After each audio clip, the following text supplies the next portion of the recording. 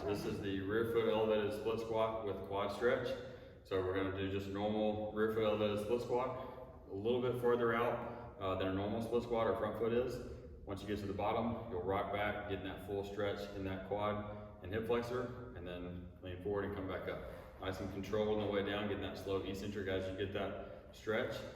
Hit the ground and then rock back. The other thing to think about when you're doing this stretch is keeping your back glute on, so you're squeezing the hips forward, so you're kind of tucking that hips under a little bit. This is going to emphasize that stretch in that hip flexor.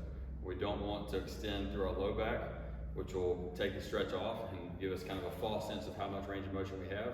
So if you can kind of do that, where you kind of dump your hips forward and extend through your low back and arch your low back, and that's going to give you kind of a false, hard for you to do because you're not used to doing it, but false sense of how much range of motion you actually have. Whereas if you keep your glutes squeezed and keep your hips tucked under a little bit more, it's going to get that deep stretch in that hip flexor and quad. That's the rear foot of the split squat with stretch.